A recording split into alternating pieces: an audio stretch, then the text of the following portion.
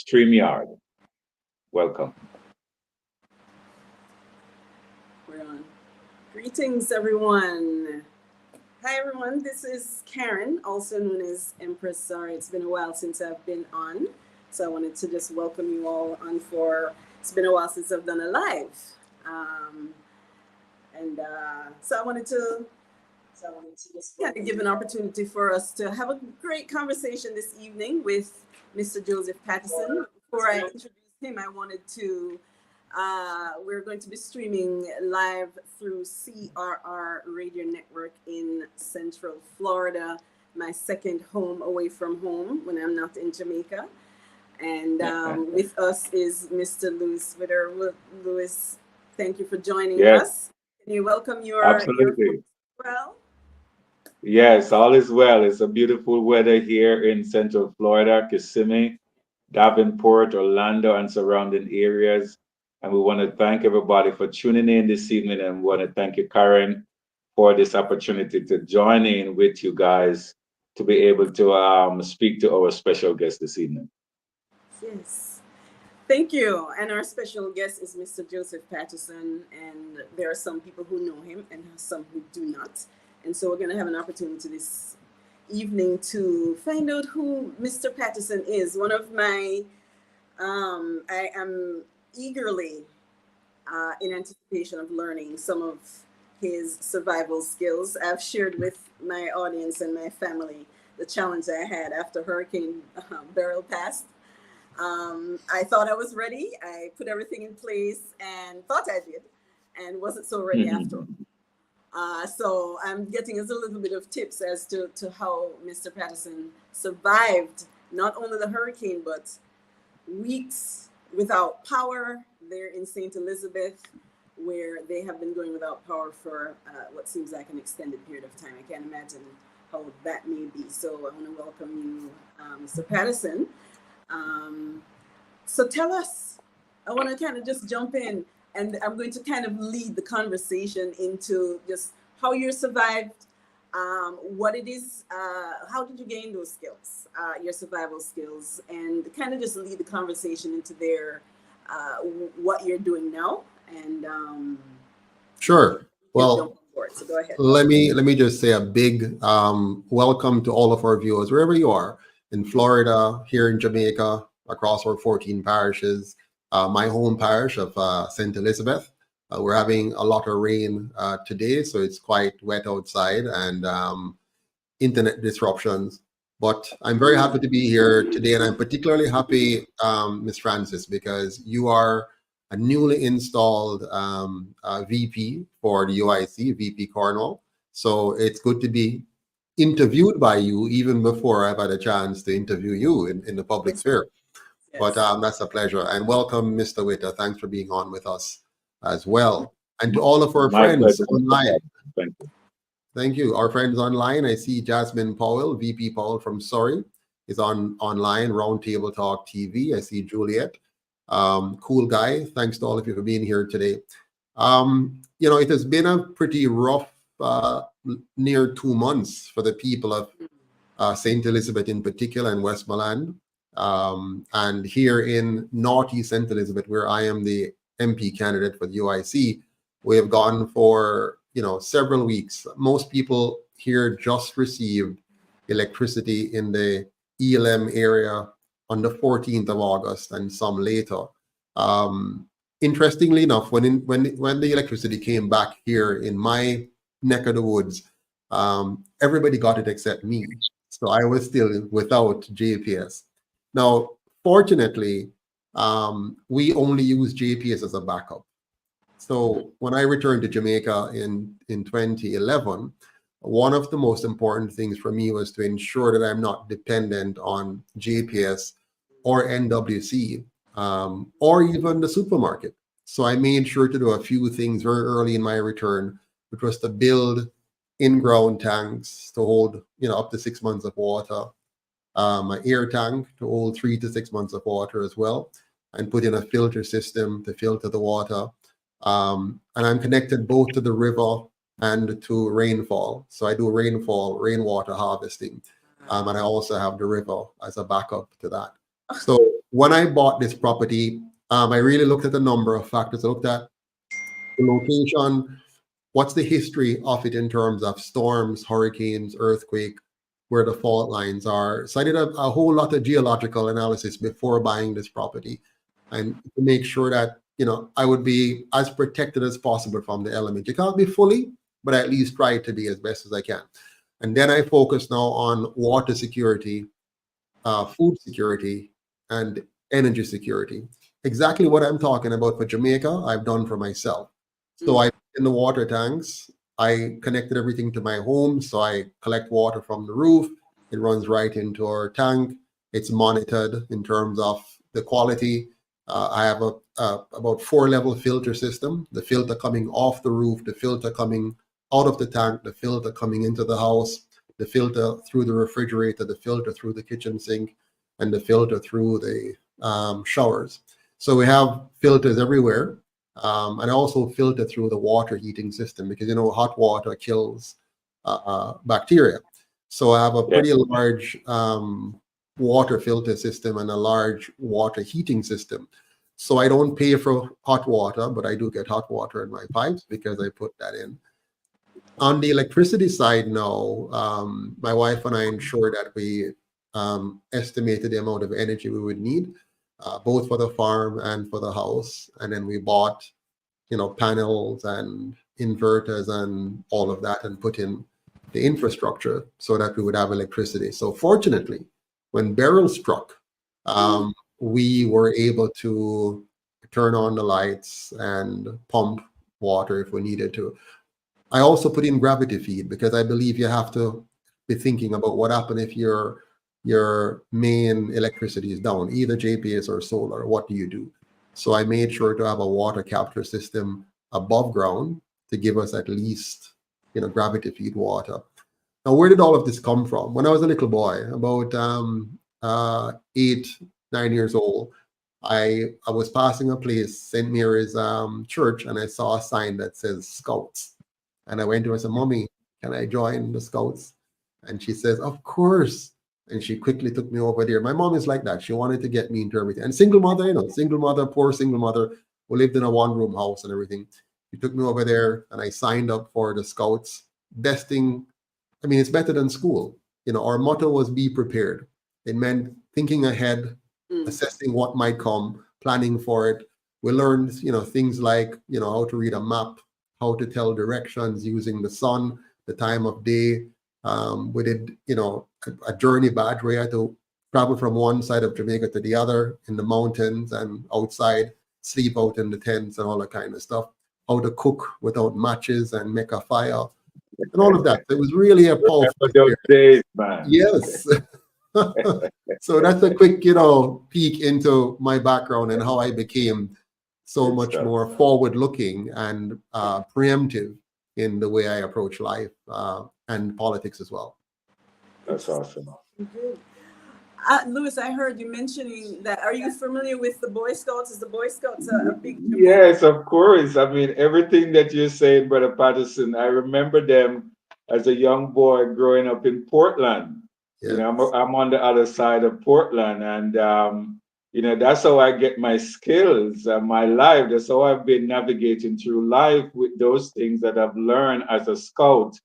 yes, And move from a scout to a cadet, and you know how to tie the knot and rope, and Mm. you can survive in any situation absolutely. You there. can So find food by looking yeah, at the different plants and roots, figuring out what is poisonous from what isn't.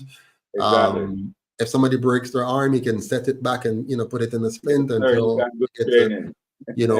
you learn how to rescue somebody who's drowning. I mean, Yes, I mean, I think every child should really have that kind of training and that type of experience. training. Amen. It made me a better person, a far Amen. better person because of that. Yeah. That Uh, is that is so true. that these programs that you're mentioning, the Boy Scout, Girl Scouts, 4-H groups, these offer young people the opportunity to develop skills outside of what they're doing within the classrooms, which are relevant because obviously it's kind of helped you, and not only that, it's built soft skills in you as well, so that Mhm. even your work ethic is reflected Absolutely, because of this. absolutely. Yeah. So does the Boy Scouts still exist in Jamaica? Ah, Are they? yes, the Scouts still exist. They're not as prominent and powerful as they were back then, and even back in my time, which is talking back in the 80s. It still wasn't. It was there, but I don't think many Jamaicans take advantage of it, A bit. um, and many Yeah. parents don't see the value in it. Maybe they don't understand it. My mother certainly didn't. She just know that it was. She used to. My mom, right? She used to teach in Jamal. And by the way, that's the lady. She has a ninth grade education and no further. But she was a Jamal teacher because she Yes. could read and write. Because her mother, who was a practical nurse, who taught me, my grandmother taught me to read, learn to read by the time I was 3 years old. So I was reading fluently at 3 years old. And the way my grandmother did this was to insist that if I want the comic strip, I had to first read the headline and the story. And during that process now, she would teach me pronunciation and all of that kind of stuff and breaking up the sentence and whatever. So Yeah. my mother could read, so she was able to help in Jamal. And while she was there over at the St. Mary's Church, she saw the scouts and they would be drilling left, right, and whatever. Mhm. And when I came home and said to her, because here's what happened, my mom took me everywhere because, single mother, you don't have money for daycare and all that kind of stuff. So wherever she's going after she has done her work, she carry me on her hip and I'm there with her. And. So I was there with her at the Jamal class, and I saw the boys out there in their scout tie and them have on them badge and them look good. And I said, boy, I like that. I said, Mommy, can I join? She says, absolutely. She found Mr. Bolivar Blake, who is still alive today, and Smithy, my scout leaders and Wow. assistant scout leader. And she said, can my son join? And they said, yes. And I remember Smithy was the one who took me at, please name again, Kentire. And we had a big river. And he said, you can't swim. I said, no. And he took me and he threw me off into that big river. That actually happened. That actually happens. I have a Yes. He just Yeah. took me up and he just threw me off. And I am there trying to figure out. And him saved me after I'm about to drown. And him said, okay, now the fear is gone. Now you're going Yes. to learn. And that's how I learned to swim in Kentire River, Mhm. back and forth across. I learned to dive, go right to the bottom, figure what's going on, and come back to the top and get here. It was really a fun experience. I would give anything to relive those moments of scouting again. So you're a puppy man. Well, I'm not from Papine, but scouting take you all over Jamaica as well. Yes, So yes, yes. when I got into an accident in at Flatbridge. By then I was a scout, what do you call them, a patrol leader. So I was leading my platoon on what we call the journey badge, where you're traveling in the hills and mountains. And I came down to Flatbridge at the corner there where the cars kind of zoom around. And I had to go out and hold up my hand and get the cars to stop and then get my team to cross. And a vehicle came and just hit me. I was like flipping in the air, and way up in the air, and came back down right at the edge, near to the water.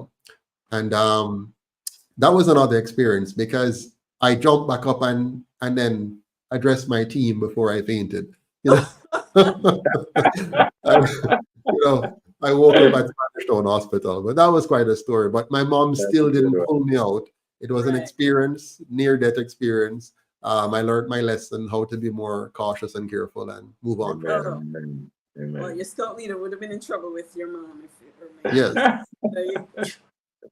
So This is I good. hear I hear an accent, not so much Jamaican. That means that you have been in the diaspora and returned. And I'm curious to hear a little bit about what that experience has been like. And Louis, please, if there are any follow-up questions, please jump in and Sure, I sure. want to get to here to figure, well, what brought you back to Jamaica? Why did you leave and why did you In come the back? first place. Well, I met my wife in the 8th grade at Spanish Town Secondary. Now, let me back up a little bit. Now, I failed the common entrance twice. You would call me one of those persons. They did call me this. They called me Pretty Duds. Because back then I was handsome. Back then Yeah. but I was dunce because I didn't really take to academic studies. I was well read, well informed, articulate, but I Mhm. couldn't deal with the academic things. I dealt more with, I could write, and not write properly either. I could write good, but not my toe. But my writing was prolific. Was really.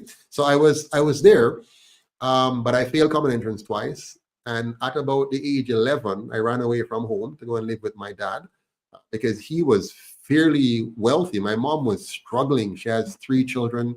We lived in a 12 by 12 room, no indoor washroom, no kitchen, no nothing, just the four of us in this little box. And I met my father when I was around nine-ish. And I ran away to his house, and I left my mom a note, which I wrote and said, Mom, you have done enough. It's time for my father to pick up the slack right now. So I went to live with him. He was very happy because he could rub it in my mother's face, and say, hey, and come to me. So I went to live with my dad. Wow. And quickly he found out that I was a pretty dunce. That made him very unhappy because he had other children that were doing very, very well. And I don't know my times tables. I can't spell properly, all kind of foolishness. And so it was suggested to him that the boy can't do much with him head, so send him to a school to learn something with him hand. So they got me into Spanish Town Secondary. And because I overheard that conversation, a light bulb went off in my head, and I decided to change everything. And so at that school, I took charge. I became head boy, student council president. I created the drama club, created the science club, and just really took over the school and said, listen, we're going to be better than what they expect of us, and pull everybody up. And so in the process of that, at Spanish Town, in grade 8, I met my wife, to be. And together, we made a commitment at the end of school that after college, we're going to get married. Now, her mother was in Canada, and so she went from Spanish Town to Canada, and I went from Spanish Town Secondary to Stats, where I got a scholarship to study there. And then after college, I went to UTech as well, did engineering, and she went to college in Canada. And as soon as we graduated, we got married. And so that's how I ended up in Canada. Amen, I amen. can't believe And how long were you there? I was there for at least 17 years. But from the day I landed in Canada until the day I returned to Jamaica, my wife knew that I'm not going to stay in Canada. I was very focused. Everything I did, all that I did was geared towards returning. And so I moved up the ranks very quickly. I mean, my first job, real job, I had some minor stuff, but my first job, I was unemployed for 6 months, and it was the worst 6 months of my life. But I got a job as what they call a restaurateur. It's a nice name for mopping the floor and waiting the table and serving people. So I got a job there doing that. And very quickly they realized that I had other skills. I was a trained engineer from Jamaica. So I started managing inventory, managing cash. And eventually they got me to do their accounting. I was already studying accounting. And it blossomed. Then they put me to assistant manager. And then I from there quickly to accounting supervisor, financial controller, director, VP finance, director of finance for the government, chairman of the board for a major corporation. And then I came back to Jamaica and stuff. So I took my family, wife, children, everything, came back, scouted, found the land that we wanted, bought it, built our home, and here we are today. 11 years later. Is it 11? 13 years later. You've been there 13 for 13 years. 13 one years, of the things yes. you mentioned that I wanted to point out was you mentioned the common entrance exam. Yes. I realized that there were just some results that came in from exams that there were students in Jamaica and they didn't fare so well, and the idea that if you don't pass this exam or if you don't follow the traditional way of doing things, you are a dunce bat is not accurate. And unfortunately, the school system makes students, brilliant students like yourself and myself, who also didn't pass the first time I took it, feel like it's you're unable to, you're not intelligent, and hopefully we'll redirect though that kind of thought in terms of the value that people bring to the table. So can you share with us and tell us then, so why you came back home? Sure. Because this was So, I mean, so I always wanted to come back home. So it's not even if, it was just a matter of when. And One. so I planned everything meticulously. I planned our finances carefully. My wife will tell you I'm very, very stringent on financial planning. So it was a natural progression for me. In Jamaica, when I did CXCs, I got 13 subjects, which was unusual for back in those days. But I did everything from the sciences to accounting, history. I got distinction in history, distinction in mathematics, distinction in electrical technology. So I was really very. It turned out, that I was actually good with my head and not just my hands. contrary to what they told my dad. You know what I mean? Improve it to them. So when I got to Canada, the interesting thing was when I got to Canada, the Canadians did me a great favor because by then I'd become very conceited now. Because remember, I'm coming from nothing. I have defied all the odds. When I left Jamaica, I was running a business that was doing very, very well. I left it in the hands of others, and of course, it never worked out. But I was already in business as an entrepreneur here. I was assistant manager for sugar company in Money Musk. I was only 23 at that point, 22 plus at that point. So I felt really confident, overly confident. And so when I went to Canada now, they were going to burst my bubble. I went there and the people them say, you're not qualified enough. I applied for a job as a technician with this company, many companies, but this company was kind enough to invite me in for an interview. Others just quickly say, are they overqualified or underqualified? And you're off the list. So one guy, I pressed him and I begged him in a professional way. He says, come in. And I went in and he said, show me a lathe. And I'm in the factory, the place, looking, and I can't see a lathe. And the reason I couldn't see the lathe is that what they taught me in Jamaica and tell me is a lathe, way, way behind, like 15, 20 years behind. So now we had this massive thing, which was a programmable logic circuit, powerful industrial lathe that I had know nothing about. And he showed me how quickly and efficiently that lathe could produce anything mechanical. And I was like, whoa. And he says, this is it. That's why I can't hire you. You're really not at that level yet, even though you think you are based on your credentials in Jamaica. So I had to now work my way up from the bottom and learn again. And I decided at that moment to switch to finance fully, because before then I was an engineer major, but I did A-level economics, accounting, and was bringing myself up along that discipline as well. But I made a switch fully, went to accounting, and became a CGA, certified general accountant, and a CPA, chartered professional accountant, and did my degree in accounting and finance and whatever, and just took off on that trajectory.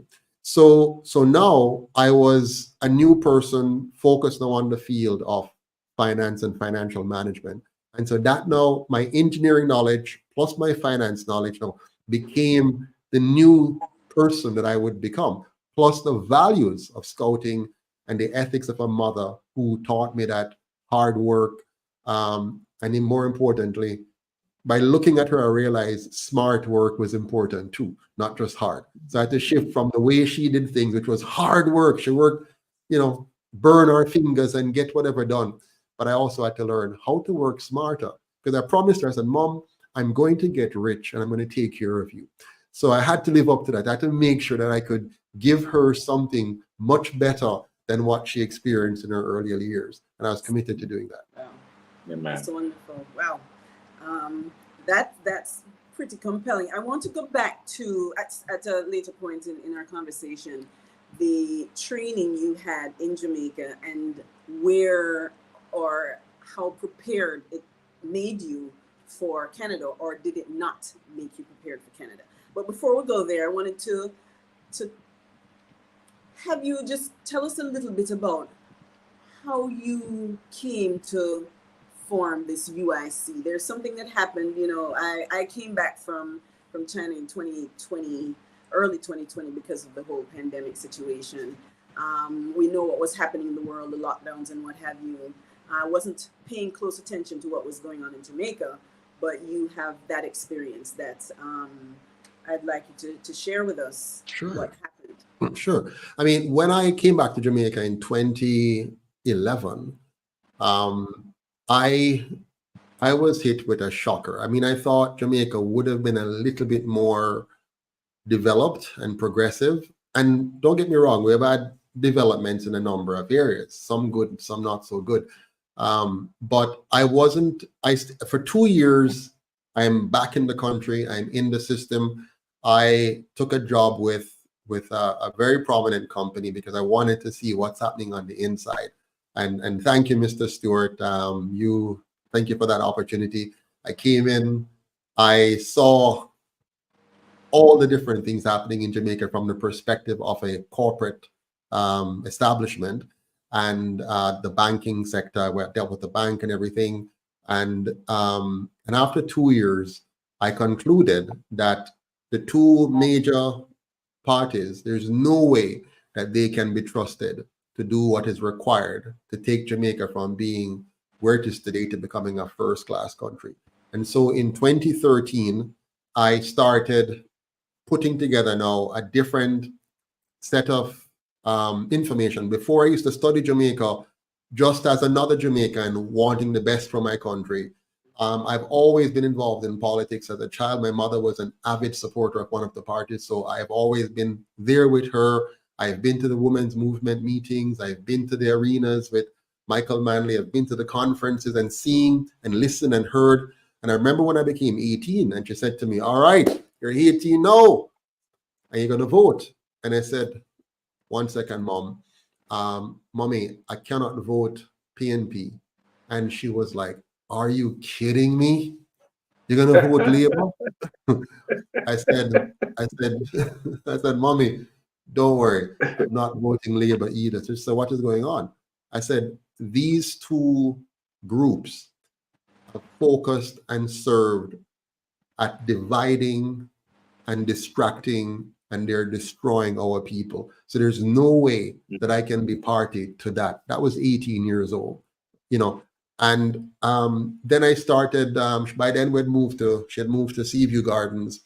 So I started working in that community because they had two sites. In the 1970s, Michael Manley had started what was called Bottom Site, where they were giving out houses to PNP, and my mother, as a PNP, got one of the PNP houses.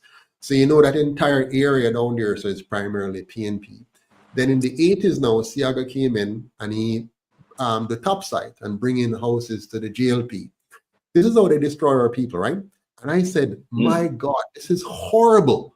Why are they giving out houses based on political affiliation? I'm young and I'm a kid then, a young boy, and I couldn't accept this. So what I started to do, I joined the police youth club, took it over pretty much and organized it differently. And I reached out to the top site young people. They had a club over there called Majestic Club, and I got them to kind of adopt the principles of the police youth club. And we merged together while being on different sides of the dividing line. And we started to organize now where the two sides were working together. And we built along the train line. We started to put together planting trees, flowers rather, and create a little park and stuff. Then I got involved now in the health issues because they had a pump station that wasn't being managed properly because it's political appointments again, right? O.T. Williams was the MP then. And they were causing the sewage to back up down at the bottom of Bottom Site. And the kids were getting rashes on their skins, and the pregnant women were getting, and so I led a demonstration on Spanish Town Road where the road was blocked. I didn't block the road, but because of the demonstration and people slowed down to look, things got congested. And then PJ Patterson called O.T. Williams, slapped him on his hand. They brought in some Chinese, fixed the situation, and then the sewage was cleared and the rashes went away and the mosquitoes and so on. And then I also had to lead another demonstration again because we had crime being very high, but the people had no phones. And TOJ at the time wouldn't give people like those telephones. And so I led another demonstration, and we got phones into the community. By then, now I became public enemy number one for the politician, the activists. So they wanted to actually kill me. And it was the What? mothers, the mothers, the mothers, and the girlfriends or baby mothers of these bad men who were shielding me from them. And fortunately, just when things got very heated was when my wife finally plucked me out of Jamaica Okay. and I went to Canada uh, to live. Now, I say this to tell you the premise for where I'm coming from now with the UIC. So, having seen all of this as a young man, as a child, and my conviction that this isn't going to work for Jamaica, I started writing the manifesto of the UIC, designing a governance model that would unite our people, that would liberate our people, that would empower our people to see beyond party politics now and start to focus on good governance. Because without good governance, no matter what you do about party, without good governance, meaning eliminating corruption, creating a safe environment, a clean environment, a healthy environment, then we cannot thrive. And what is going to happen, which is now happening, other people are going to come in and take over our assets, and we're going to become tenants in our own yard. And so, what I'm trying to do now, and with the UIC, is to re-educate. So first, I have to find a way to get us to overcome the partisan blinders. That's the unity, and to unite around governance, because it's governance that gives you the kind of lift you need economically.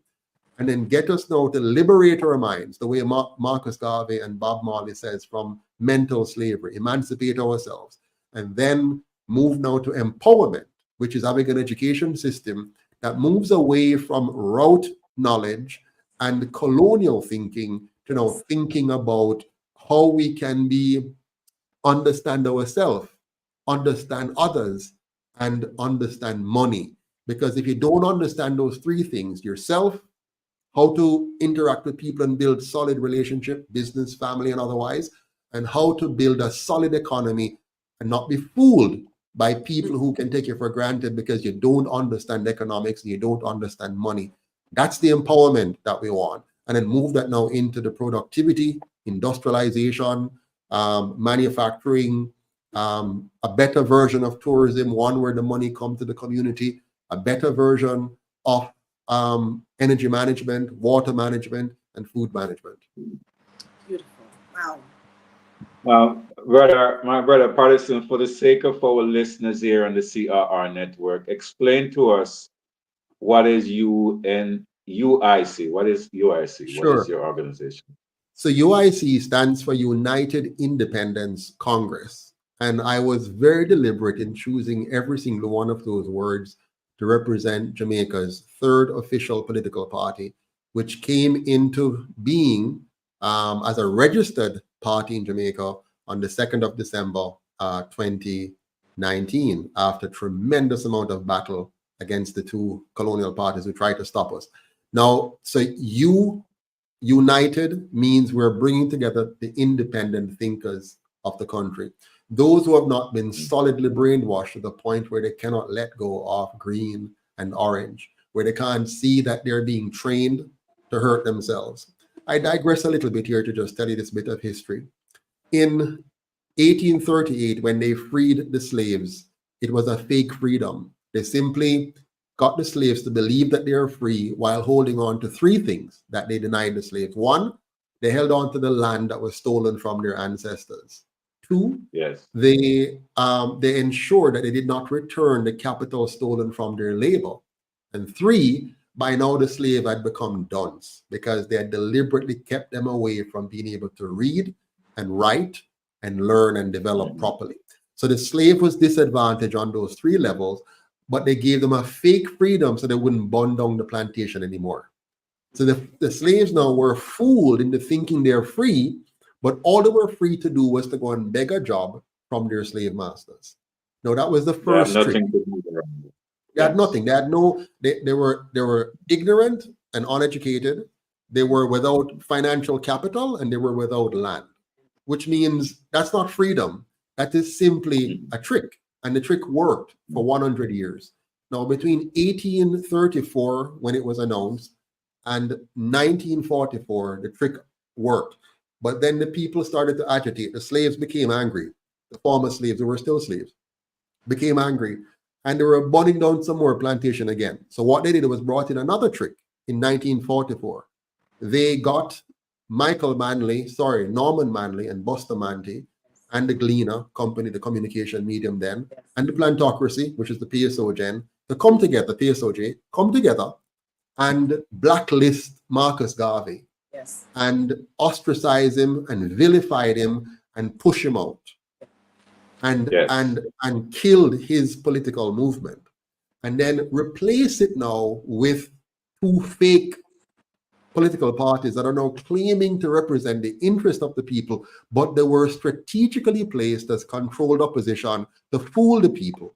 And the people bought into it, of course, because again, they control the media, so the Gleaner fed one set of information. They control the big money in the country, so they could buy and bribe. And of course, they control the two political parties. So the people bought into what now would be fake democracy and self governance. That was 1944. They practiced this for 18 years, from then until 1962. And once they realized that the people have bought it hook, line, and sinker, they then gave them a fake independence with a fake constitution. And for the last 62, 63 years, we have now been following that fakeness, and it has now become us. So we now believe it. The lie has become truth for us, and we practice it vehemently to the point where in 1980, we killed more than 800 of ourselves fighting for one Mm. side or the other of this fake coin, this fake political dichotomy. Political party. So the UIC Political is, mess. That's what we yes, call it, Virgin. Political exactly. mess. So the UIC is committed now to re-educating and informing and liberating our people from this lie, fake freedom, fake democracy, and fake independence, while the other two parties are busy now trying to move us to the next fake level of a fake republic by tricking us once again now by saying, oh, look, we're going to get rid of the monarchy. All you're going to do is change the label on the poison, but it will still be a bottle of poison. The system will still be there. It will still continue to deny the Jamaican people their right to their land. It will still deny the people right to proper education.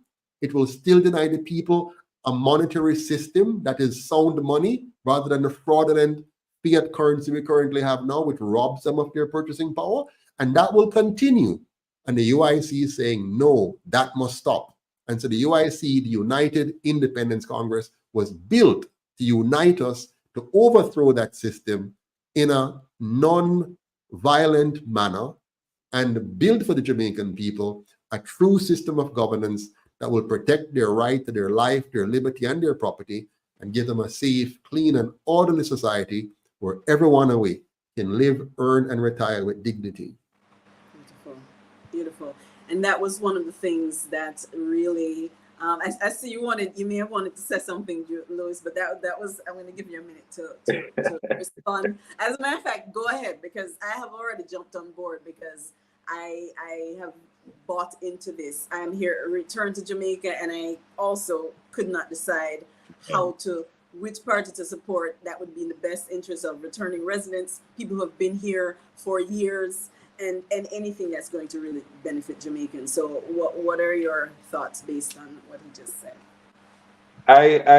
My brother Joseph, I do like what you're saying. I like the history that you bring up and the understanding that we are living in a fake society. And we talk about these are some of the things and the issues we talk about here on our network every single week, every day. We try to figure out what's going on with Jamaica. Why are we celebrating this fake independent that was just given to the political parties? Because that's the only for political. I hear people jumping up lately that, hey, Jamaica, find oil. But who does the oil belong to if there's any oil? It doesn't belong to us or the people of Jamaica. It still belongs to the monarchy because they own the land. We don't own anything. So I do understand and admire what you're saying, which is great. But my question to you, yes, the key here is education, is educating our people, letting them know the falseness that we have been listening, given, and the weakness of our men who are running the government, because these are weak men that do not have the galls to really tell the people the truth and show the people that, listen, for one, yes, anything that they want to destroy in Jamaica, they come against it. One was Marcus Garvey. Yes, they come against him because of what he was saying. The second was the the Rastaman. They come against them because Mhm. they were also speaking the truth and telling the people what to do and what not to do and how to live. And so my question to you, my brother, you just got into this business 5 years or 6 years now since you uh, introduced this party to Jamaica.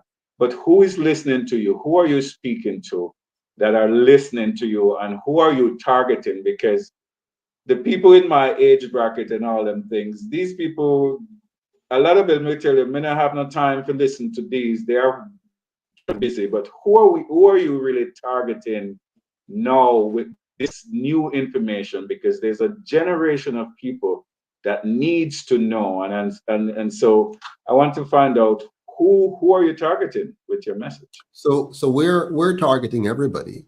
So you have the older folks like you and me and older who need to know the truth so we can reorient. And some of us, not all of us, Hmm. some all it takes is a small fraction, for us to believe.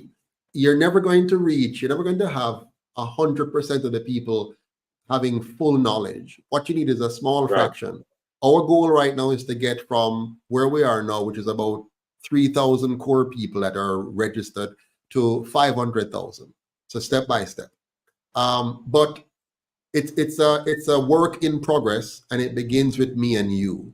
If we Yes. one cook a full basket, if we know me, I talk to you, you know no, and you can go now and say to your the 100 people you know, and say, hey, check out this UIC thing now. How it can help.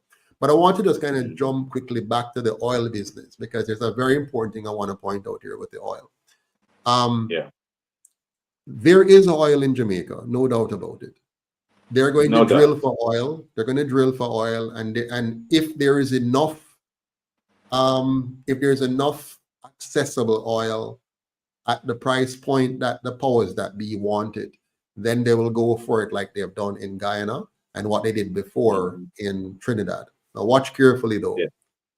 Just like in any other developing country, we, the Jamaican people, will not be the ones who are going to analyze, plan, and construct a way of extracting this oil and then reselling it and using it to our benefit.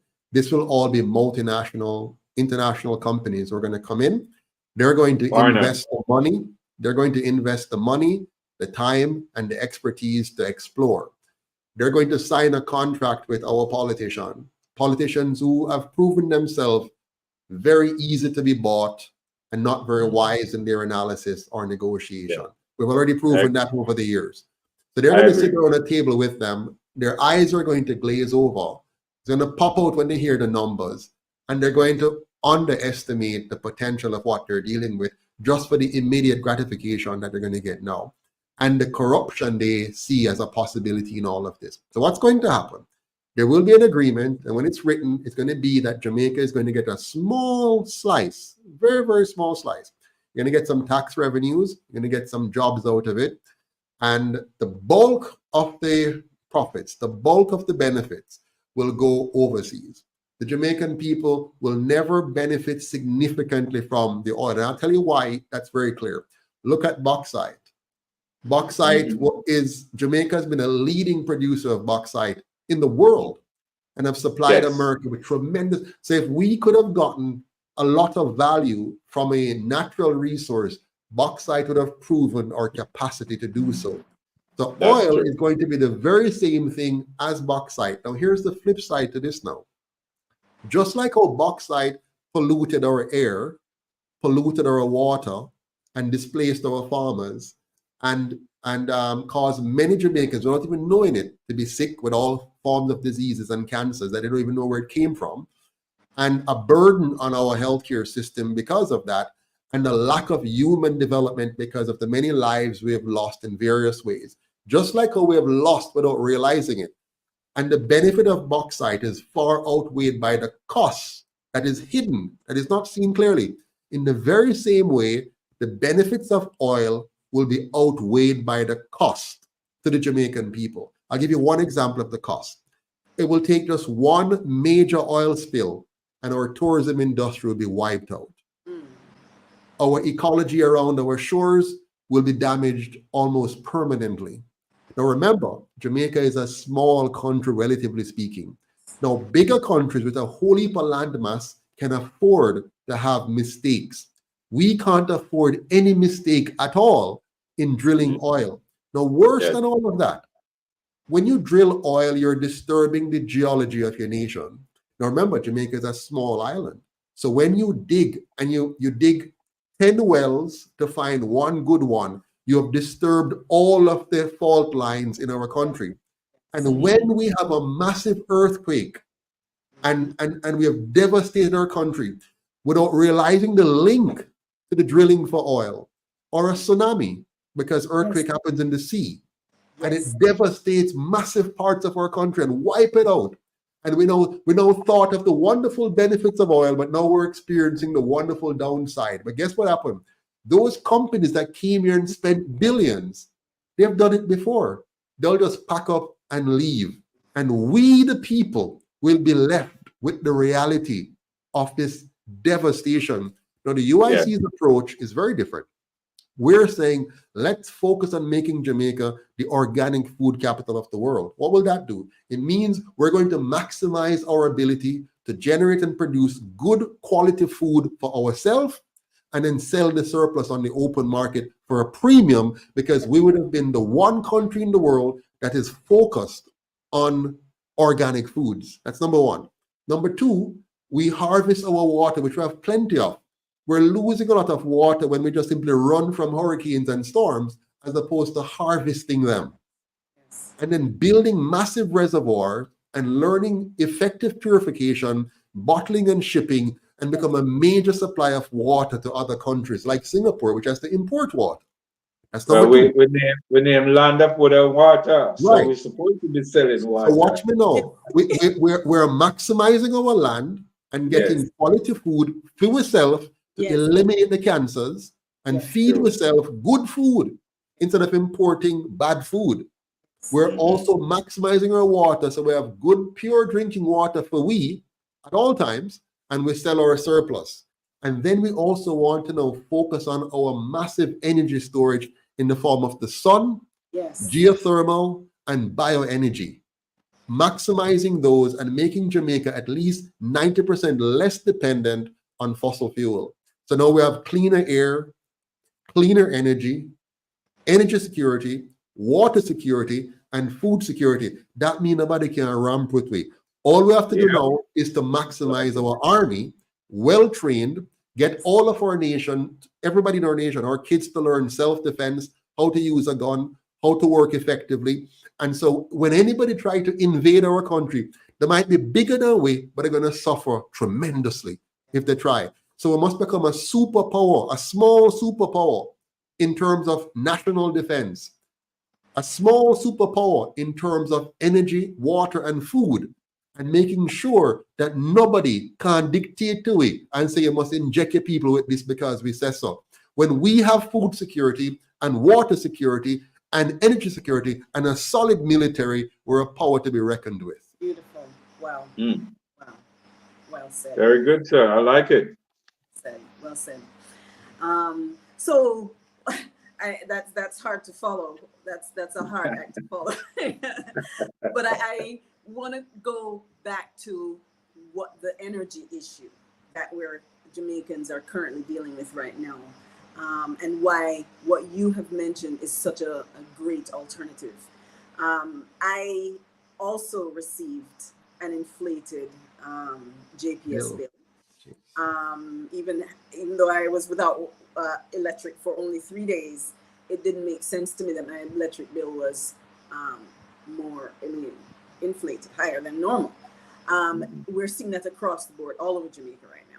And then there seemed to be a governance issue that allowed this to happen, in which now we need the government to advocate for the people who are being, it seems like, exploited by the power company that's bullying us into now having to pay, or they shut the power off. I wanted to, that is a current issue in terms of the governance of that. And Yes. we have a clip to that, that shows a little bit of what is going on in Jamaica now. I wanted to give our audience an opportunity to view that, and then give you an opportunity to respond to what we can do, so I don't have to pay this bill, and at the same time, not lose our power. So if we could see that brief clip, it will give our audience an idea of what's going on. Give us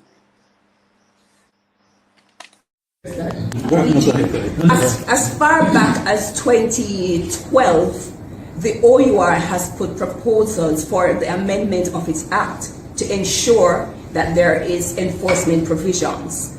To date, those amendments have not taken place.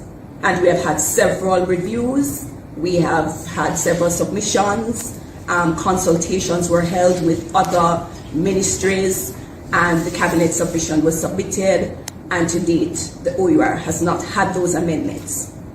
So it is not that the OUR, and if you read our annual reports over the period, you would see in our annual reports under the legal section that we are seeking to have enforcement powers, because that gap was recognized a long time ago. And in 2012, when the Telecommunications Act was amended, the OUR at the time sought to have enter into legislation the fact that we could impose fines directly and to have enforcement provisions directly over the utilities. We were told at the time that that was not within the constitutional framework and it could not be done. Again, because we have recognized that there is this gap of enforcement, we I think it was last year or early this year, have sought an opinion which we are awaiting as to whether or not that is in fact so, whether or not the OUR can be empowered within our constitutional framework to directly impose fines on the utilities when they do not comply, rather than having to go through the court system. So, or the traffic fixed penalty system. Because ultimately, if a company under the fixed penalty system disagrees and don't agree to pay the fine, then it still has to go to court. So that's a problem we see.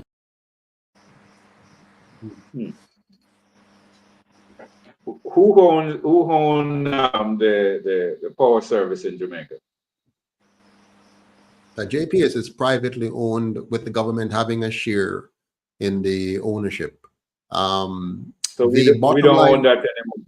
No, we don't own anything anymore. We lost. We used to own GOS. Remember that wonderful public bus service? We've lost it. We used to own Air Jamaica. We lost it. We used to own Sugar Banana Coffee. We lost it. So I don't know why anybody have confidence in two parties who have only been effective at losing things.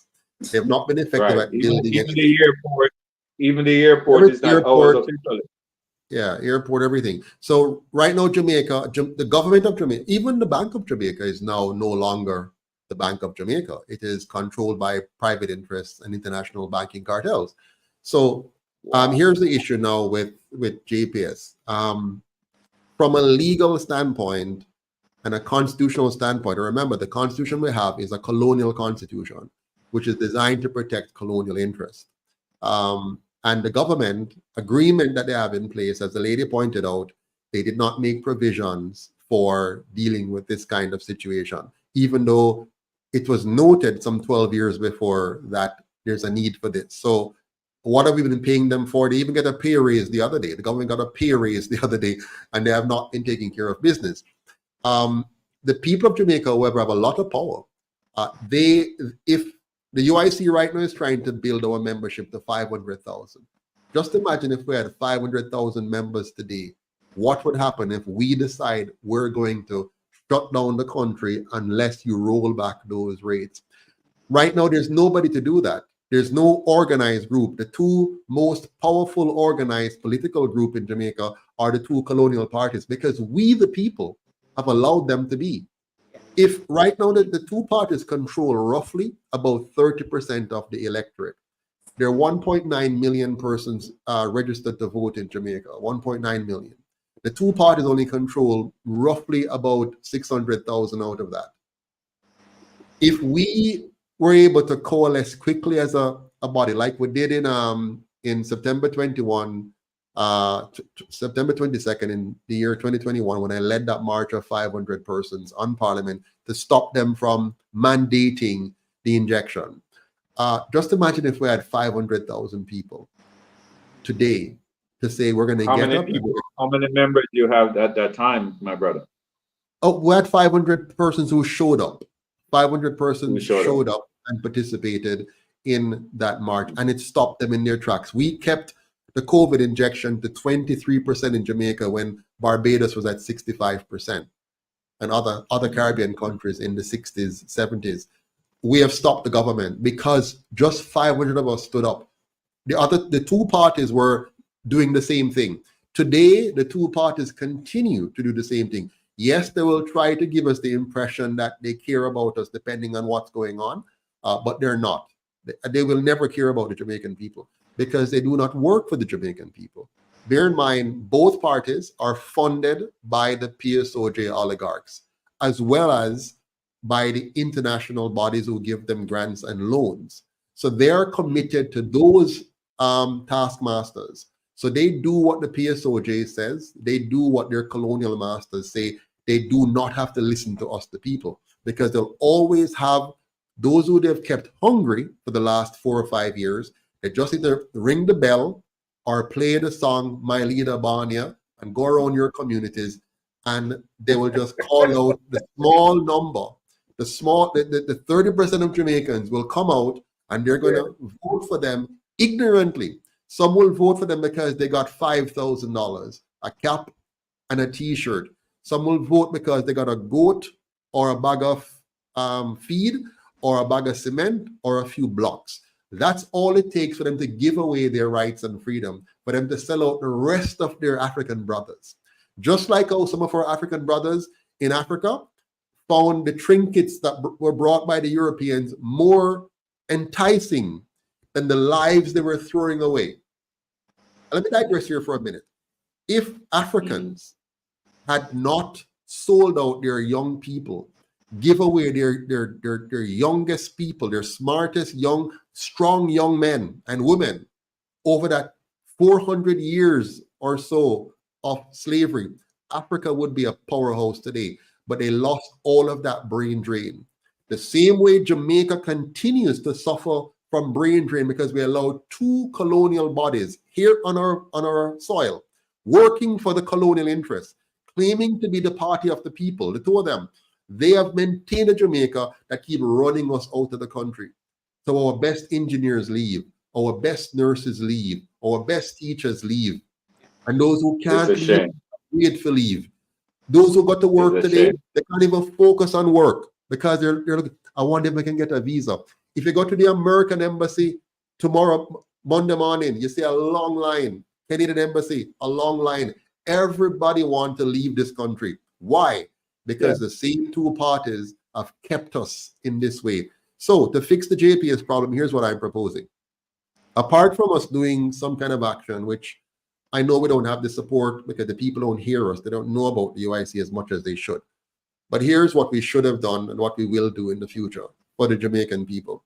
You need to have a non-profit public service company. JPS needs to be a non-profit organization, which is owned by the people of Jamaica fully.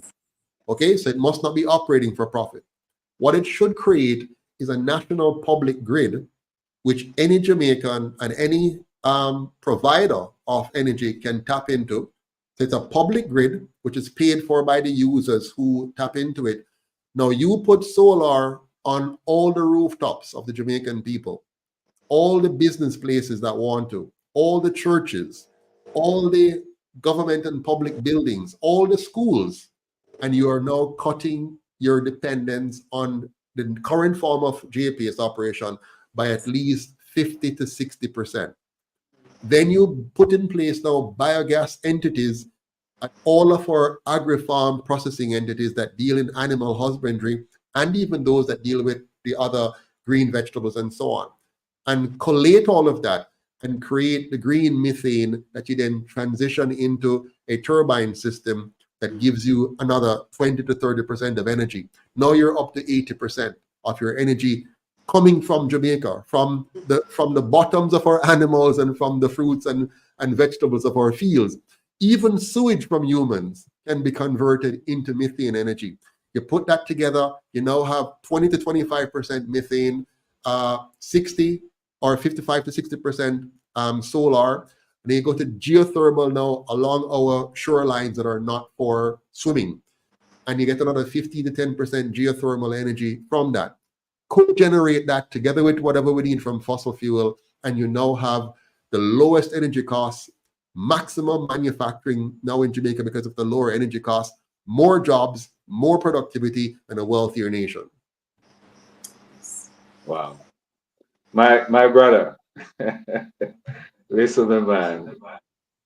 I have heard enough from you to know to say this, that you know, and correct me if I'm wrong, the diaspora, Jamaica budget, the budget to run Jamaica is around between 7.5 to $8 billion. I think that's right around there, should be, according to what I understand. Okay. We here in the diaspora, we send home to Jamaica every year roughly 3.6 billion of that, or possibly even 4 billion of that money. I'm hearing you, and these are the type of talk that we need to hear. Our generation, the younger generation, need to hear every day. The people in the diaspora, we here in the diaspora that sends the money, half of the money to run the country. We are the one. Where have you been? Where are you in terms of speaking to us here? Why are you not here? Why are we not hearing you, seeing you all over the place, speaking to us in the diaspora who sends money? Because I know in order for you to even get 500,000 people, you're going to need some money, my brother. Absolutely. There's no way for us to do this without money. But here what happened. Yeah. Those who control, and I'm glad you're here, and VP Francis, you're going to have to help us, help yourself to reach others. But there are many persons out there in the diaspora who knows about the UIC, but they are so green and orange in their minds that they will cut off their nose to spite their face. They are so committed to keeping, I don't know what it is they love about these two parties. I mean, I don't know how can you see the facts staring you in your face. This thing is poisoning you. This thing is, many Jamaicans want to come home, but they're afraid because it's unsafe. And I'm not lying to you. It is unsafe. Jamaica is an unsafe place. Jamaica is a disorderly place. Jamaica is a dirty place. It is. It's a And fact. let me come in. Let me come in because I really want us to get this. And I'm using us now because I like what I'm hearing from you. And we need to get this out there, Karen, into the diaspora. We need to get your message out there, my brother. But what I think needs to happen here is that there have to be a 5-year, 10-year plan on your end to reach a younger generation with this. The younger generation in the school that are growing up, the younger people. A revolution does not start with people who are in the system. It starts with that younger generation, that mindset that needs to be changed, is what your message needs to be fed to. That younger generation who is in school that say, wait, I threw this man a talk. We need to do something. This is the message that we need to tell these young people to wake them up. The young Because people, the young the people are young going to people think follow. Young people are going to follow their influencers. Mm-hmm. Right now, let me tell you what occupies our young people today. Let's be very honest and forthright here. You're probably not here, so you don't know fully. Our young Yeah. people see something very clearly. Here's what they see in Jamaica. If you go to school and study a book and try hard to do well, you're bound to fail. That's what they see. If you get involved in scamming, if Yes, you yes, become a thief, yes. if you try to leave Jamaica, that is your best option. That is what is in the mind of the young people right now. Yes, Outside yes. of that, they need something to keep them somewhat sane. So alcohol, fun, entertainment, that takes them. Those who are more, let's say those who manage to go to university or college, they're out for a rude awakening. They went to school, got their degrees, and then they come out and all they can find is a call center job, Yeah. Yeah. which is, it's for them, it's mind numbing because it is Yes. so below what they wanted for themselves. Think about a young man today in Jamaica. If he gets a call center job, if the woman he want to talk to, the girl he want to talk to, she have a call center job too. And the two of them income together can't buy them a house, can't buy them a car. Him can hardly take her out for dinner anywhere more than Juicy Patty. Mm-hmm. Mm-hmm. That young man, you know how men are, you're a man. There's nothing like being able to care for and take care of your woman and your family. And when you are growing up as a young man and you can't see your way out, you can't see how you're going to marry this girl and together build a nice family and a house and your children and pay for them to go to school. You don't see how you're going to do that. You become dysfunctional as a male. And then the women now, they're trying to find a functional man. Mm-hmm. They can't find a functional man because the men are them giddy, them a look, but we can find a way to get out of this. Yeah. And so the men now break down. They're not man anymore. They're something else. And the women now, over time, they become self-reliant now. So they have to do this without them. Okay? And guess what the women are doing now? They now become the sophisticated scammers. Him scam outside on the phone and whatever. And she now going to the corporation. So how we can scam the corporation? How we can steal $1 million a week from my employer? Yeah. How we can link up with somebody and the gas that come in for the bus, them we get the siphon some of that off, so we can sell it back to this fellow who sell it back to that fellow, and I make a money. So the whole society now become deranged mentally. Hey. And the politicians now go on Oh TV my goodness. in their jacket and tie and talk and their big talk and whatever. When them know that they have built the most massive corruption enterprise in Jamaica where everybody corrupt. If you go to the tax office, almost everybody around the counter corrupt. You go to the next agency, the building agency, them corrupt. You go to the licensing agency for your taxi, them corrupt. Everywhere you go, and I'm saying this because I want you to understand where Jamaica is, but it's not unfixable. What we have to do now is what the UIC is doing. We have to convince a small number of us to become committed to building our membership, reorienting the minds of 500,000 Jamaicans, one Jamaican at a time, and build a mass support, and then use that to legally and in a bloodless manner overthrow the system with the system, using the very system they have to vote them out of office. And when we come in, we use our majority and we bring a new constitution that put in proper checks and balances, that handcuffs those who want to be corrupt, and freeing our nation in the same way that Lee Kuan Yew freed Singapore from corruption and built a solid governance model in his country. And we're going to do even better than that, and making Jamaica a very anti-corrupt, very safe, and very productive nation. And it is One, while you were talking, what came to me in getting out your message, you have to approach or adopt a total orthodox way in getting your message out, my brother. It can't be the same way that everybody come and try the message. You have to be totally upside down with your message. Don't say You know, you.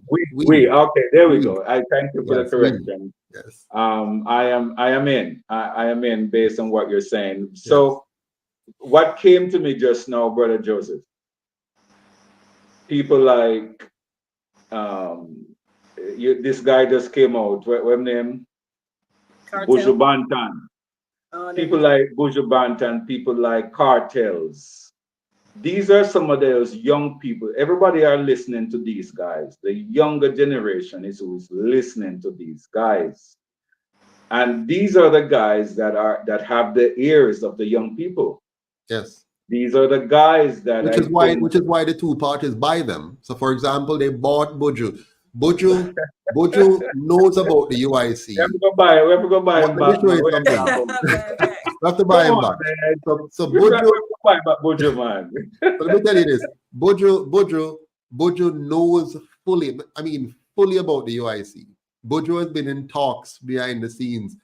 He saw the UIC, he knows this is the right thing, and he sat on the fence for a while. And then Mark Golden went and bought him, and he allowed himself to be bought. Sorry, Buju, you need to stop it. You need to come off the fence and come back to what you know is For right. real, for real, Tanya for real. Stevens, same thing, allowed herself to be bought by Mark Golden. And right now they're in the process of trying to buy Cartel as well. The UIC not buying nobody. The UIC is about Jamaica. And if you want to fix Jamaica, if you really want a better Jamaica for yourself and your children, not a Jamaica where you have to live around high fence with barbed wire on the top of it and whole heap of security cameras and security dogs and whatever. And when you're driving out, you have to be looking over your shoulder. You want a Jamaica that is safe when you go downtown, uptown, Montego Bay, Hanover, Lucy, wherever. You want a real Jamaica. And that's what the UIC is offering. So don't wait to be bought. Sell yourself on a better Jamaica for you, your children, and your grandchildren. You can only survive so long in America or Canada. In fact, those countries are now falling apart. Right now, Canada is not the Canada I left 13 years ago. It's very bad today. There are a lot of immigrants are now leaving Canada because of how bad Canada is becoming, because of the way it has been run. And the US has its own problems, and the UK is under fire at the moment. So Jamaica is our home. And I saw back then that one day we might want a better Jamaica.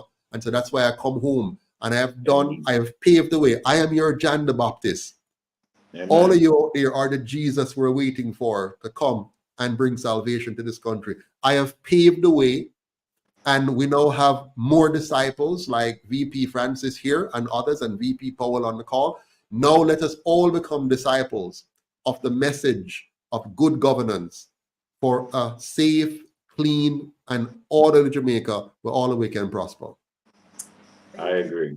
Question Totally about agree. question and I'm watching the time. I'm keeping on the time, Yes. but in as we're prepared to conclude, I want to. There was an issue or question in the past about dual citizenship, and I myself am still wanting to know if my participation in the UIC will make a difference. Can I and those in the diaspora participate in the election, or if they are a member or become a member of the UIC, will it make a difference in Sure. the elections that are coming up? Wonderful. Let me answer that in a number of ways. First of all, the UIC is the only party in Jamaica who is advocating for the diaspora to have the right to vote by absentee ballot and to register to vote. Right now, if you're a Jamaican living overseas, you can't vote by absentee ballots, nor can you register to vote as an absentee, Jamaican living abroad. You have to come home to Jamaica. You would have to sit on one place for 3 weeks or so for them to come there and find you there to validate that you're sitting at that place. That's how ridiculous the system is. Otherwise, you won't be registered to vote. And when election time comes, you'd have to fly back to Jamaica and vote. Remember, elections are not fixed. So you can't plan your vacation, say, like in America, it's November 5th, and you plan and say, November 5th, may I go back home to vote. No, in Jamaica, the Prime Minister call election anytime, as long as it's within the 5-year window. And they normally call it sometime before the 5 years, 6 to 8 months before. So you can't trust that system. The UIC wants to make us fixed election date, allow Jamaicans abroad to register and to vote by absentee ballot. We also want to overcome this dual citizenship issue here by allowing any Jamaican, once you're a Jamaican citizen and you have returned to Jamaica, you are allowed to keep your dual citizenship and serve in our government, because we need to reverse the brain drain. We can't afford to cut off half of our people. There's about 4 million Jamaicans living abroad and only about 3 million here at home. Why do we Yes, want that to is deny true. ourselves? You know Yes. how well developed the Jamaican is, who have spent 2, 3, 4, 5 years in another country and seen differences and how they can improve things? Jamaica is very inefficient, very, very inefficient. When you go to America or Canada or the UK and other countries, you see efficiencies and you learn. We want those talents to come back to Jamaica. So the UIC has built a policy whereby dual citizenship can serve in our government. You don't have to give up. Now, why should you? You've been made an economic refugee because of bad governance here. Many Jamaicans left here because it's bad here. You left here to better yourself and your family. No, we should prevent you from running because you have dual. No, we should welcome you. We should embrace you and say it's one Jamaica. That's why our motto is one Jamaica, because we're stronger together.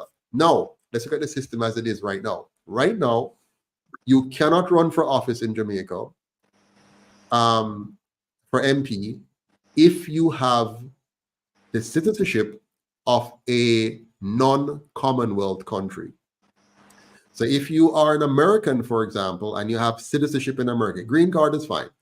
But if you have citizenship in America, you can't run as an MP.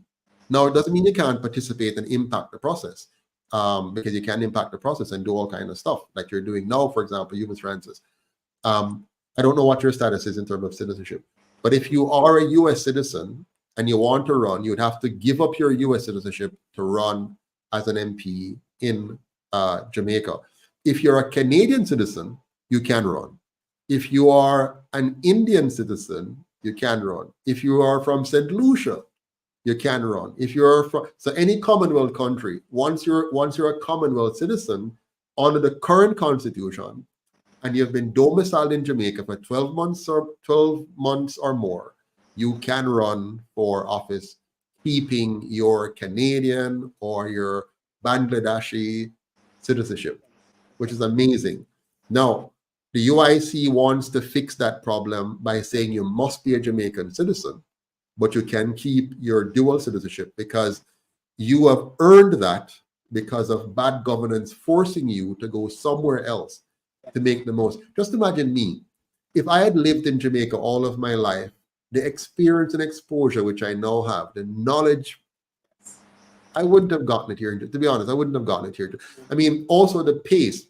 When I went to Canada, Miss Francis, I was able to so quickly build business and do very well. If I had stayed in Jamaica, it would be so difficult because as soon as you start to push your head up a little bit, they try to cut it off if you don't become subservient to their partisan politics. So the way they have it structured in Jamaica is if you're connected with the party, they open the gate for you a little bit. They open one gate. The more involved you are with the party, more gates are open for you. Jamaica is a connection-run economy. We want a meritocracy where you grow based on your own competencies and your own abilities, not based on your corrupt connections. That's correct. Good. So thank you. I think we lost you for a minute there, Louis. We were talking about because my question and Mr. Patterson answered it very well. We wanted to include the participation of those who are financing and funding, sending their money to Jamaica to support Jamaicans, their families that are still here and are economic, stuck here pretty much and unable to leave. We shouldn't need to leave. Even returning, you're so right. Trying to get anything done is almost impossible. I am so afraid to go and set up a bank account in just planning out an entire day of just sitting and waiting is so inefficient. I don't have that time, or not that I don't have it, I don't want to spend hours in the bank waiting for my number to be called and then, having to beg pretty much for service because, people kind of take their jobs as a power was a power move. No, it's not the people. The incentives in the system, the way Jamaica is designed, people are incentivized to be corrupt by Yes. design. Yes. So, for example, let's say you're working at the bank and you're Yeah. making 1.5 million as a teller, right? If you play your cards right in terms of making the system inefficient, you might be able to earn another 2 million on the side. Yeah. The amount of people who will pay to get ahead of the line, they'll Yes. pay you, Yes.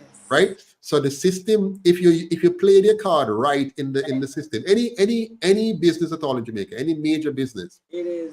if you're incentivized to play a game where you get a thing by how efficient the thing is.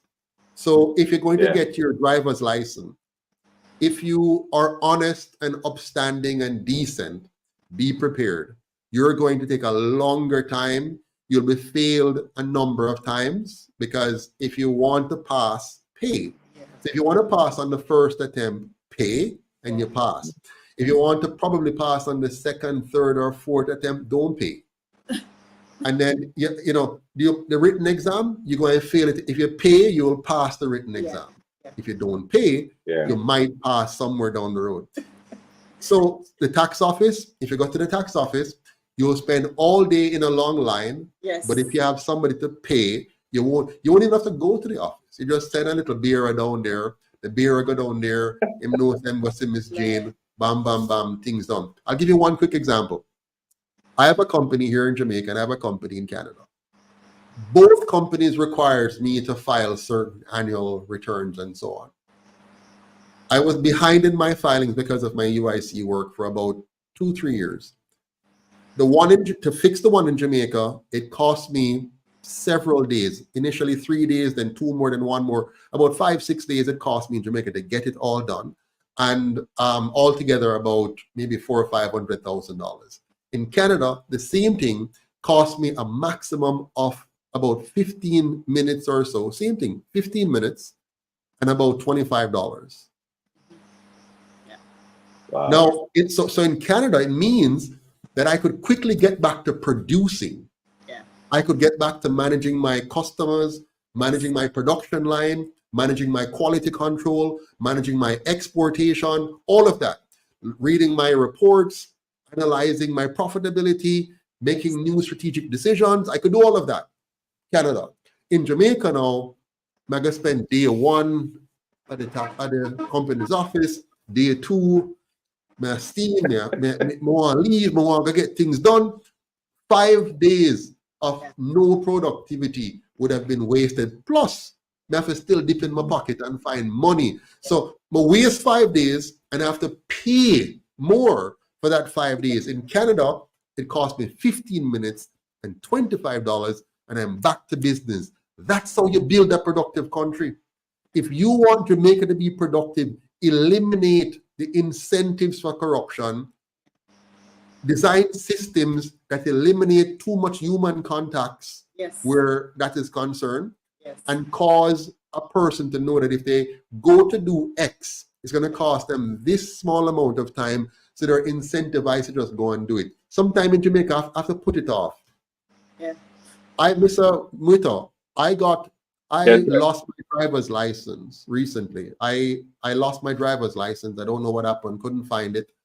And so I went to the police and reported. So I had to sit with the police and write up a piece of paper. I take the paper across to the tax office and sit in a line and wait for them to dilly-dally. And then they say, okay, go Black River, go figure it out. So I drive, go to Black River. Early morning, I went early so I could be finished in time. It didn't work out. I waited half a day at Black River. Black River said, no, man, no. You have to go and me pen and Spanish Town because that's the ticket them did originate. Now, guess what happened? I had no idea I had these tickets outstanding because one of them, I went to the court and they threw it out and said, no, that's fine. You're free to go, Mr. Patterson.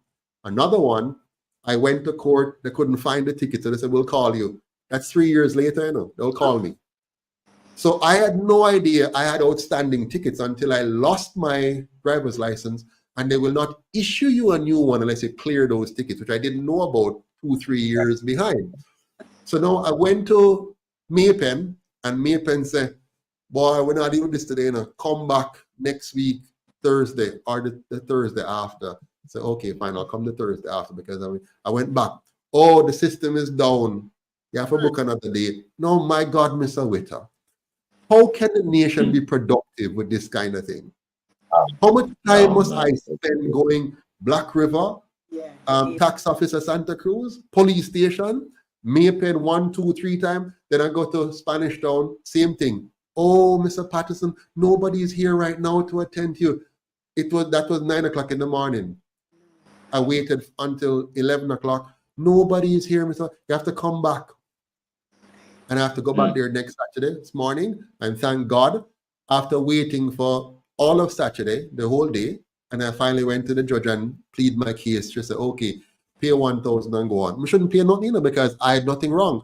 But if I were to contest her, she'll just throw the book at me, and I have to spend another week or so or more. So I just say, you know what, for peace sake, but pay the $1,000. No, when I'm there, Mr. Witter, what I'm seeing on the faces of my fellow Jamaicans is anger. Anger. They're angry. They're frustrated.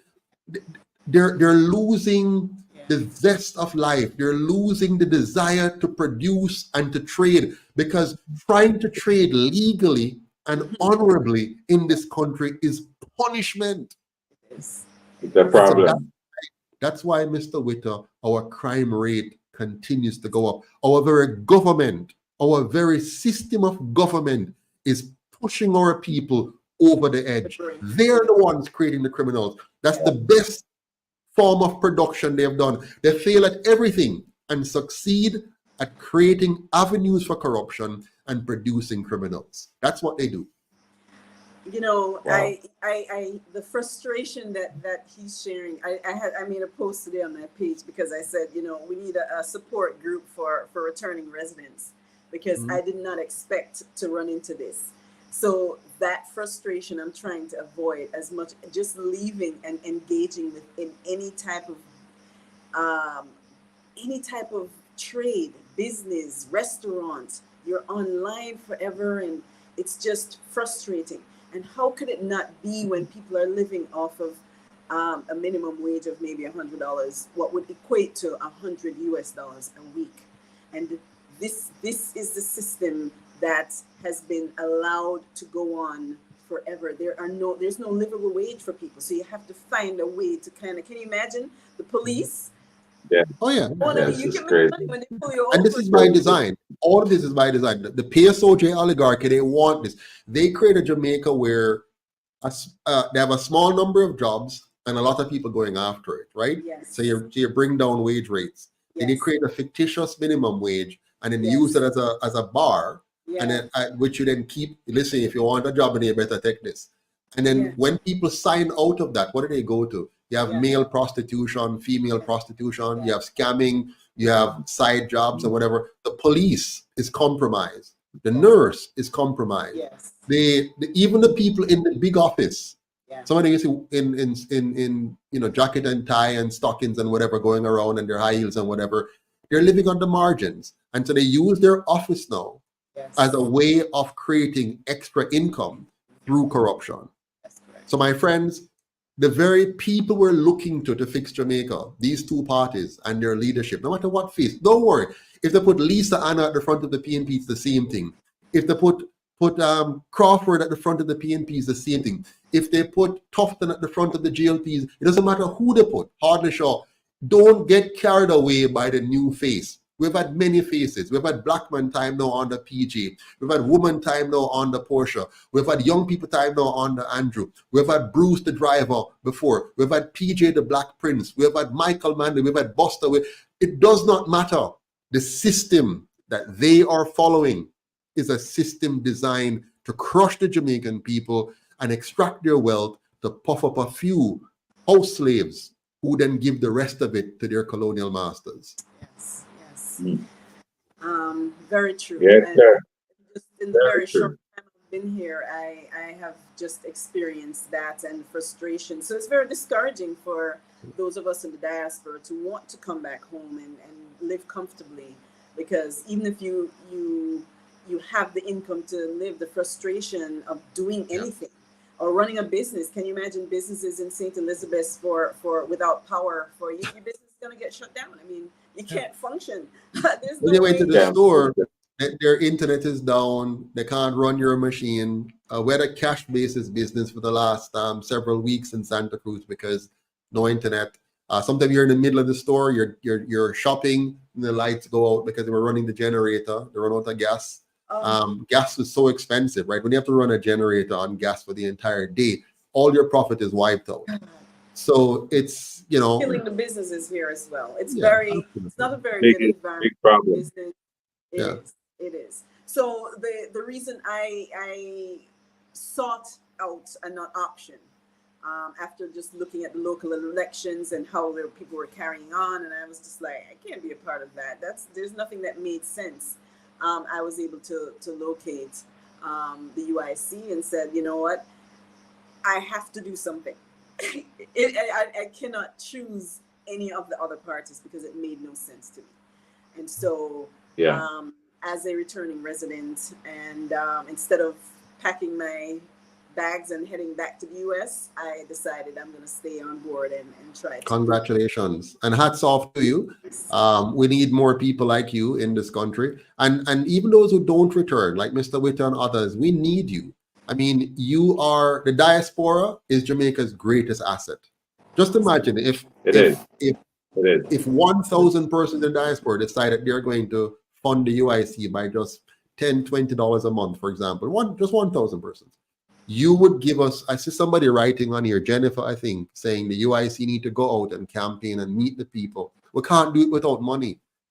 There's only my pocket can only go so far. The amount of just the fight I had to do from 2013 to 2019 to get this party registered because they changed the rules. Mr. Lewis, Mr. Witter, in 2017, they rewrote the regulations and rules to make it mandatory for political parties to go through a registration process. Before it was free for all and they had it all.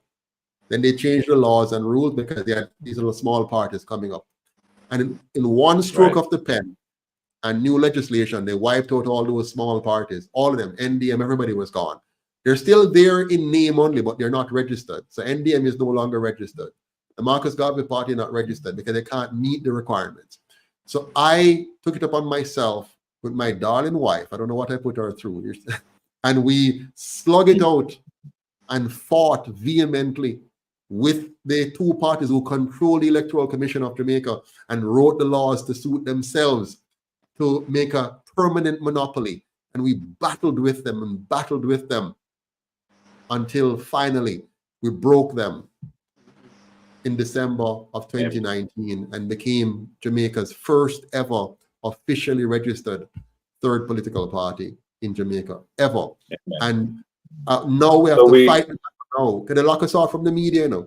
You won't see me on TV, Jay, and see it. Because as soon as I started to talk and the people were getting excited, they said, cut him off. As soon as this, I said, no, cut off this brother. We can't have this brother here. I talk on radio and TV. Yeah. So they lock us out. They lock us out of the system. But we're still here and we're using social media. By the way, they also shadow ban us on social media. And what they do, right? They have many armies who report us negatively to the different thing, right? To the algorithm, say, okay, put them down. They got us shut off of PayPal. They do everything because they have the means and the people. But as soon as the diaspora wake up and decide that, wait a minute, but we have power. If we were to own the UIC, the same way the PSOJ own the two-party them, if we, the people, decide to own the UIC, even if all of it just like get $10 a month, 1,000 away, $10 a month, 5,000 away, $10 a month, the UIC is now able to stand up for we and carry out our mandate to fix Jamaica. And that's what we want to happen. Amen. Listen, guys, I got to run. I got another program coming up. Thank you. This is the beginning, Brother Joseph. We will have to continue to talk because I know and I think the diaspora getting your message through us is the best way to move the party along that it needs to, the grounds that it needs to do to in order to advance to the next level. I Absolutely. am here. We have a 24-hour broadcast, 7 days a week. We have plenty of time, can get you guys back on and let's talk and get at least the circle in Central Florida and other Mhm. people that listen across the diaspora can come together, start the movement, start it somewhere. We're willing to do that because we like when people make sense. You make sense with what you're saying. And it's time that we get out of this old fake operation that Jamaica has been going through since 62 years. This independent thing makes no sense that we even celebrate it. It is a Yeah, sham and we need to stop. absolutely. All right. Thank you so much, Mr. Witt. So thanks Appreciate it. again, my We'll be in brother. I touch. look forward to connect with you again. Thank you so much, Karen. Most Sure, definitely. sure, Thank sure. you. Take care. All the Awesome. We'll just best. keep you tagged in. Thanks again for Well, being with us. thank you so much. God bless you. And God bless you too. Well, All Mr. right. Patterson, that was thank you so much for sharing. That's You've opened up my eyes, and I've obviously had an opportunity. I've been working with you for the past few weeks, so I've heard your passion. I'm 100% behind the mission and vision. I'm a grassroots type of a person. I realize that it this movement requires the involvement of our people, and many of us are not familiar with how to govern the Hmm. process of doing that, but I have been a part of the meetings that you're facilitating, and I've seen how they're managed very well. And this is the example people need. As an educator myself, you talk about educating our people, and as we move towards self governance, it is important for us to learn how to do that. So I just want to commend you for fighting and sticking to it. I have not even set up a bank account yet because I'm afraid of the days I have to sit and wait. But you have done it, Oh, and yes. that. So thank It's you been so for. much. I see somebody asking here how they can contribute. Everyone, you can go to uicjamaica.com and click on donate. You can donate there. What we're trying to do is to reach 500,000 members here in Jamaica and around the world. So wherever you are in the world, be it in North America, Asia, Europe, Africa, Caribbean, we have people who are members in Cayman, for example, Barbados, we have members. We have members in the US, in Canada, in the UK. We even have one member in Japan. Mhm. So, everybody, all are welcome.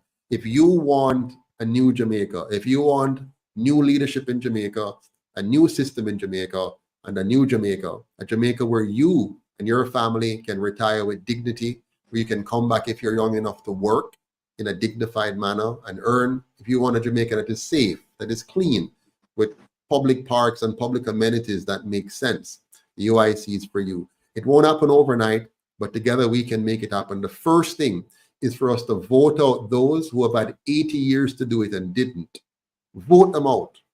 Vote in the UIC and give us the power to give Jamaica a new constitution, a non-partisan constitutional republic that will protect the right to your life, your liberty, and your property. A Jamaica where you and your entire family can live, earn, and retire with dignity. So let's do it. We can do it. So uicjamaica.com. Go there. You can donate as much as you want, as regularly as you want. But most importantly, become a member, become a volunteer. And it's easy to volunteer. All you have to do is spread the word. Get your family, your friends, your co-workers, your boss, or your employees if you're an employer.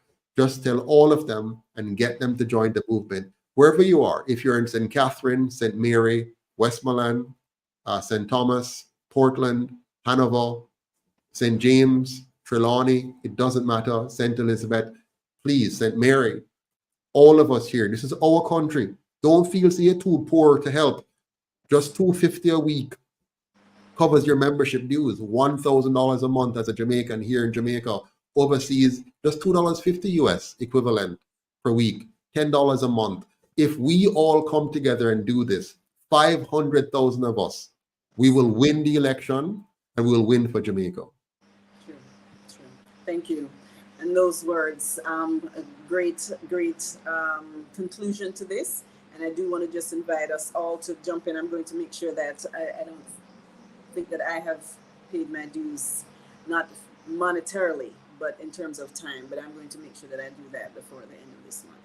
Thank you so Thank much for you. your time, and thank you for My sharing pleasure. your Thank you for story. doing this. Appreciate it. It's the same. We have to do a part 2, by the way, because we didn't get to some of the other nice All the stuff you wanted things to that we talk wanted about. to talk about, that's for sure. Well, I'll be here every Sunday having these types of conversations, and we're going to be moving to bring in some of the other groups to be a part of these conversations Yes, yes, so that we can move absolutely. forward together. Thank you again for your time. Thank you again for your service. My God bless pleasure. you. Have God a bless good you. night. Thanks, everyone. Remember, one Jamaica, stronger together. Let's say it together. One One Jamaica, Jamaica, stronger stronger together. together. I love it. And believe me, we cannot do it as individuals, but we can do it as a collective. All the best. Bye bye. Take care now. Bye bye. Take care.